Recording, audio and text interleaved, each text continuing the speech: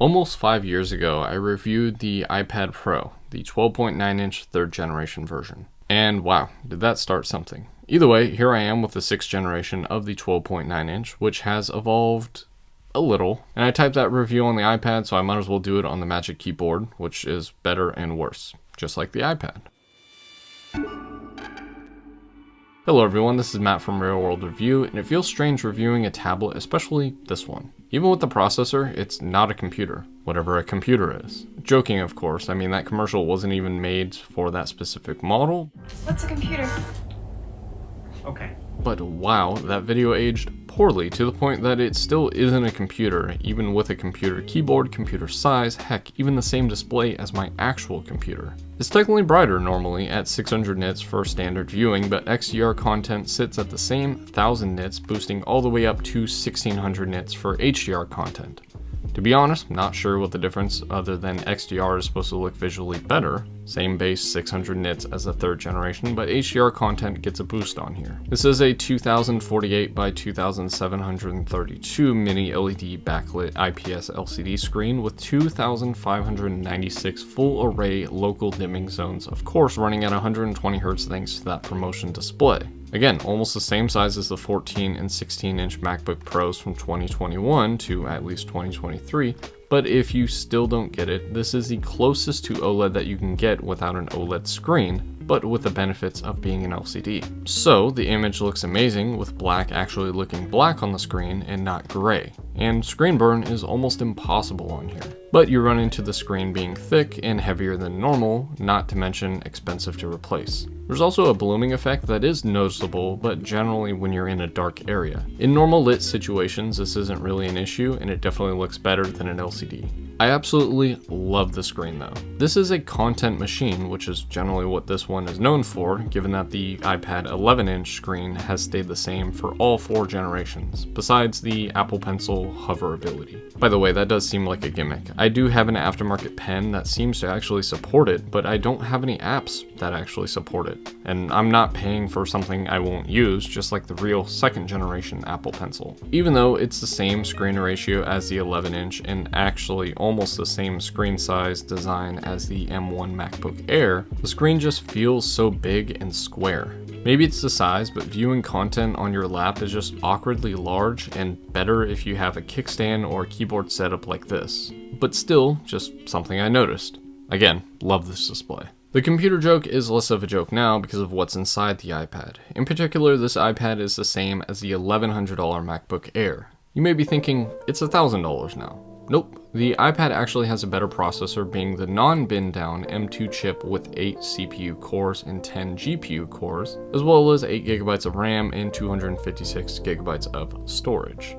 It should also be noted that 16 GB of RAM is available in the 1TB and 2TB models, but I find it hard to believe that you would actually need that. We still get the same 16-core neural engine, which Apple really needs to explain given that they have had no changes, but we're supposed to believe that it gets better over time. Then of course we get the media encoders and decoders, which is a coin toss on whether that actually matters. For one, apparently editing with Final Cut Pro on iPad and moving to a Mac isn't a thing for some reason. Then you get missing title options and stuff you would get from the computer version, which is why I have not installed it on mine. Let me remind you, I edited videos on a fanless MacBook Air with an M1 chip, so thermals is not an excuse. Even DaVinci Resolve can import 6K video, but has max export of 4K, which is fine for some, but Blackmagic sells a decent amount of 6K cameras. At least it doesn't lock it down to 1080p like non-M series iPads do. And again, this is for exporting, so even if it takes like a year to export, it should be able to do 4K or 6K, it's just limited for some reason.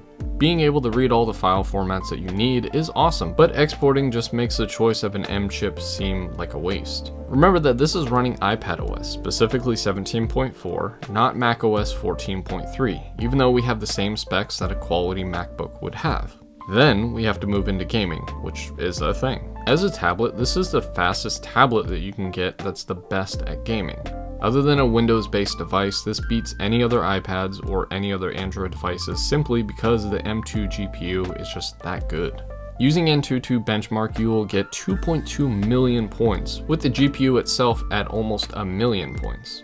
let's compare it to an iPhone 15 Pro Max. Got it? And now here's some Death Stranding footage on the iPhone. Now here it is on the iPad. And lastly, on my M1 Max MacBook Pro. Of course, the computer will look the best because that's the only one you can actually change the graphics settings. You can't change it on the phone, which is fine, but the iPad can't either. It's like they added a computer chip and removed the computer aspects. I can only get this to charge at 36 watts max, or on average 30 watts. Maybe this processor is being throttled due to its size, maybe they limit the processor's TDP. I'm not really sure, but then why add the encoders or decoders? Why make the USB-C port on the bottom Thunderbolt 3 and USB 4? Why give us ProRes video recording, but hide it in Final Cut Pro or made for the iPhone Blackmagic camera app? Apple gives you way more than you need, but hopes that you never use it and complain about it when you get weird results. This is a 40.88 watt-hour multi-cell battery, which is kind of strange that Apple tells you, kind of making it feel like a computer when they generally don't tell you on phones. It's supposed to last you most of the day with constant usage, but should easily get you through the day, as I was able to charge this and use this as much as my computer for basic tasks. There are some battery drainers though, like Wi-Fi 6E, 5G ultra-wideband support if you have the cellular one, and Bluetooth 5.3. Okay, not too bad on the battery besides 5G, but still nice to see that we have all of those. And if your plan is just to use this as a babysitter, this is more than enough to handle any app or any game that's thrown at it. But truly, if this isn't actually going to replace a computer, why does it exist? Well, with the real pen, this setup is $1,877 or $1,099 for a MacBook Air that is missing Apple Pencil and touchscreen, but with a better design. Heck, move up to the 14-inch MacBook Pro with the M3 chip and 512 gigabytes of storage for $1,600, keeping the same screen but bigger, just again with no touch or pencil. Why would you want an iPad? The detachment is cool and sure, a lot cheaper at $1,399, but still costs more than the MacBook Air, even though the iPad does have a better screen like the MacBook Pro. I got this iPad for cheaper than most used pricing, but new pricing isn't going to change. There is a new iPad on the horizon, or out now, depending on when this video came out, so maybe we should go by used pricing. If you want to use this as a kid babysitter, don't, for many reasons, but also because you can get a regular iPad or even an iPad Air for so much less. And if you still want to, then money probably doesn't matter, and I say go for it. Let your kids enjoy that mini LED screen. These seem to start at $800 used for the 128GB models, with others having weird prices, but for about $850 plus, I would say that this is still too much for what it actually is. But at the same time, MacBook Pros with M1 Pro or better chips are $1,100 and up used. So maybe the iPad is truly the best bang for your viewing buck. Then again, M2 MacBook Airs start at $800, so I don't really know what to think. Honestly, if you want a computer, get a computer. Don't get this. I edit weddings on this computer. You would not be able to pay me to do that on the iPad. Trust me, I tried. This is definitely not the name that I had in mind when I first looked at the remaining bits I wanted to talk about, but these last things are going to be bits that simply don't apply or don't matter to me. Like the cameras, which are not bad at all. Face ID is here and works in landscape and portrait, but when you have this on a keyboard, the front camera is on the left. This means you won't be in the center of the shot, but at the same time, you will. That's because this non-focusable 12 megapixel camera is an ultra-wide sensor, which allows for center stage in apps that support it. Pretty much just crops into the image and leaves you up front. This, and video in general, is 1080p max and goes up to 60 frames per second, so don't expect much out of this sensor. The rear cameras are a different story, both being 12 megapixel sensors, with the main sensor being a standard wide and the other being an ultra-wide. While not by much, these cameras are definitely better quality than the front camera, even allowing for 4K at 60 frames per second out of each, but can't switch when you're recording video like the iPhone 15 series. Like I said earlier, you can actually shoot 4K 30 frames per second ProRes video on here, but only with other apps, like the Blackmagic camera app, not the native app. Again, why give this option?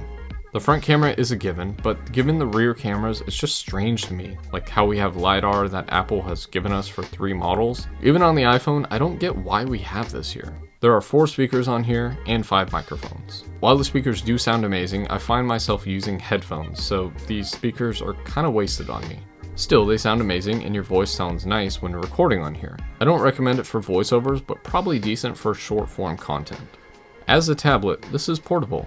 Sure, 12.9 inches is kinda big, but allowing for a 2-in-1 device is nice to have. The Magic Keyboard is nice for desktops and honestly okay for the lap, but it makes the kit so much heavier than it needs to be. It is technically bigger in a few dimensions when compared to a standard MacBook Air, but feels heavy. It is thicker too with the keyboard, so there's that. Portable, sure, just as much as a normal 13 or 14-inch MacBook. At the end of the day, my recommendation is still the same as it's always been. If you don't need a touchscreen, buy a MacBook Air or a MacBook Pro. Sure, this may be more portable alone, but not as a kit. I love the Magic Keyboard, but just like my Blackmagic camera that I have, the weight is the worst part. Actually, the trackpad feels like we went back to 2015 because not only is it super small, but there's no force touch, meaning that it has a clicking compressor. It just feels weird now. Given the size, it makes sense why it's smaller than a normal MacBook keyboard area, but the actual keys are the same size, just with the top row missing. Yes, you have to press the volume buttons or swipe down on the top right to get volume and brightness control. Again, there are a lot of computer additions to this setup, but at the end of the day, it's still just an iPad. And that ends my review of the iPad Pro 12.9-inch 6th generation. Should you buy one? I would say that you should still consider this, but ultimately, I would go for a laptop. I know that sounds confusing, but this is coming from someone who's always had a laptop and never kept an iPad. Except for the iPad mini too. I love using that iPad. Regardless, hopefully you learned and enjoyed, and as always, thanks for watching.